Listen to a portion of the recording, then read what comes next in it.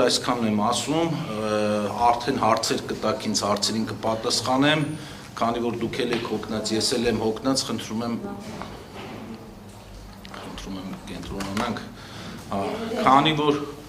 քանի որ ես էլ եմ հոգնած, դուք եք հոգնած, փորձենք սահմանափակվել 15 րոպեի ընթացքում, բայց ես առաջիկա օրերին եւ տարբեր մամուլներով եւ հեռուստատեսությամբ ավելի մանրամասն, ավելի հանգիստ իրավիճակում կփորձեմ ինձ ուղղված բոլոր հարցերին պատասխանել եւ հետեւաբար անցնենք հարցերին։ Պարոն Մեսրոպյան, նշեցիք, որ բազմաթիվ հարցերի արձագանքել եք, սակայն Դավիթ Հազինյանի կողմից բարձրացված մի հարց, որ ըստ որի իր տեղեկություններով հանրային ծառայությունների կարգավորող հանձնաժողովի ներկայացուցիչները այցելել են Թուրքիա, այս մասին արձագանք չկա, արդյոք այս տեղեկությունը համապատասխանում է իրականությանը, թե ոչ, եւ եթե այց եղել եք, ինչու՞։ Սա կապված է այս պրոցեսների հետ։ Շնորհակալություն, այդ հարցին ես մինչև հիմա չէի արձագանքում, քանի որ իմ պաշտոնը ապաքաղաքական պաշտոն է եւ պաշտոնի անձնագրով նիստերի վարման կարգով անջատեք, խանգարում եք, 3 օր խանգարում եք, ժողովուրդ ջան, բանը, նիստերի վարման կարգով ես իրավունք չունեի որոշումից առաջ կարծիք դիրքորոշում հայտնելու, որպեսզի դա չդառնար միջնորդության հիմք, բացարկի եւ այլն,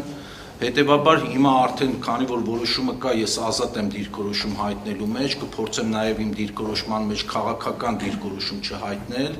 իսկ ինչ է եղել իրականում հետեւյալի մասին է խոսքը, այո, հանձնաժողովի 3 անդամ, հանձնաժողովի 1 անդամ Սերգեյ Աղինյանը եւ 2 անդամներ Դավիթ Մուրադյանը եւ մյուս անդամը Ելենա Բաբոյանը մեկնել են Թուրքիա այս տարվա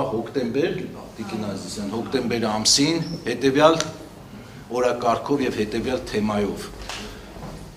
Հայաստանի Հանրապետությունը 99 թվականից հանդիսանում է էներգետիկ կարգավորողների տարածաշրջանային ասոցիացիայի ոչ միայն անդամ, այլ նաև հիմնադիր անդամ 99 թվականից այս ասոցիացիան ստեղծվել է 1999 թվականին եւ Հայաստանը ստեղծման օրվանից հանդիսանում է այդ ասոցիացիայի հիմնադիր անդամ ասոցիացիայում ընդգրկված են աշխարհի 47 երկրներ եւ ի ուրախություն մեզ, երևի դա մեր թերությունն է, որ մեր լրատվականով, կայքերով այդ մասին չթմկահարեցինք, այս տարի Օմանում, մայիս ամսին էր, եթե չեմ սխալվում, իմ գլխավորությամբ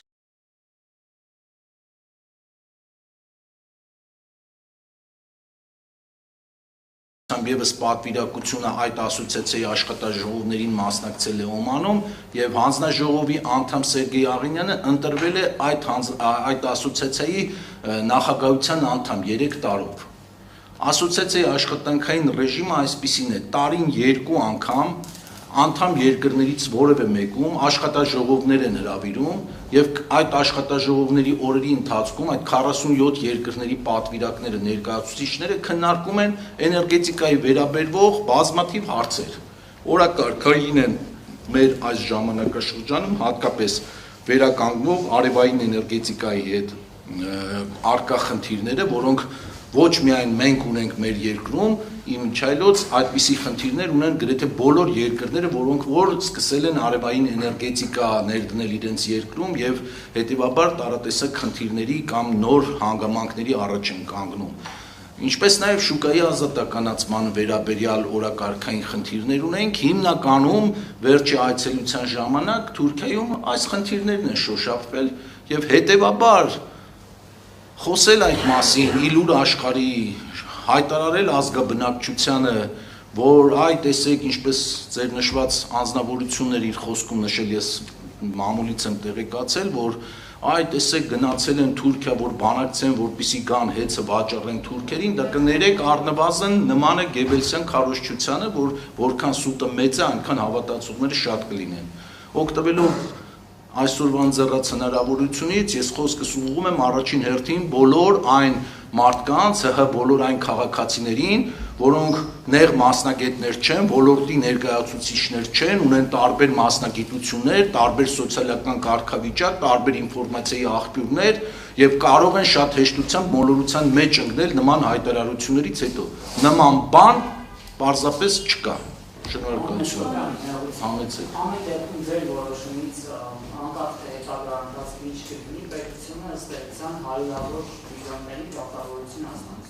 Որ սցենարը ամեն ինչ գնա պայմանավորվեն, թե հանեն երախտապ շահի ճանապարհը։ Դուք այդ պատասխանատվությունը հիմա չեք զգում, որ ըստ էության ձեր այսօրվա որոշմամբ պետությանը եւ ուսերսայինների մի շատ մեծ պատասխանատվություն։ Մասնավորապես գերությունից այդ պարտավորությունները փոխանցվում են պետության։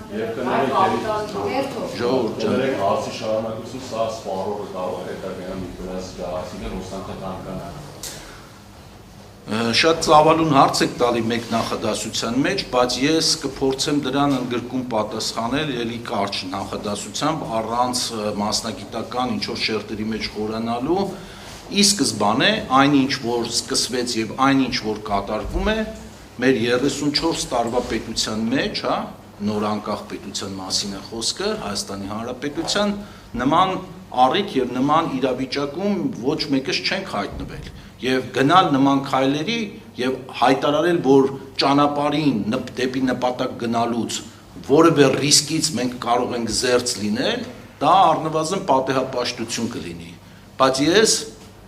որպես հանրային ծառայություններ կարգավորող հանձնաժողովի նախագահ եւ առաջիկա ժամանակահատվածում ինչքան որ կաշխատեմ այդ պաշտոնում,